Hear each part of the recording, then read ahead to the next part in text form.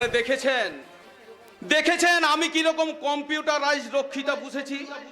আরে এতে শালা আমার কোনো দোষ নেই। কারো চোখ খারাপ হলে ডাক্তার বলে চশমা পরতে, কারো পেট খারাপ হলে ডাক্তার বলে ওষুধ খেতে।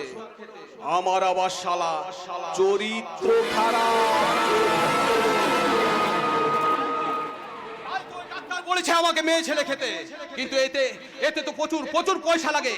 তাই তো ওই ভগবানপুরে অসহায় রক্ত জল করা মানুষগুলো রক্ত জল করা পয়সা আমি ষড়যন্ত্রের মঞ্চে ওরা এক একটা হাত পানারা কাঠের পুতো কাছের সুতোতে ওদের নাচিয়েই যাচ্ছি নাচিয়েই যাচ্ছি নাচিয়েই যাচ্ছি। আর যে শালা আমার ইশারাতে নাচবে না তার হাতে ধরিয়ে দেবো পৃথিবী থেকে চলে যাওয়ার।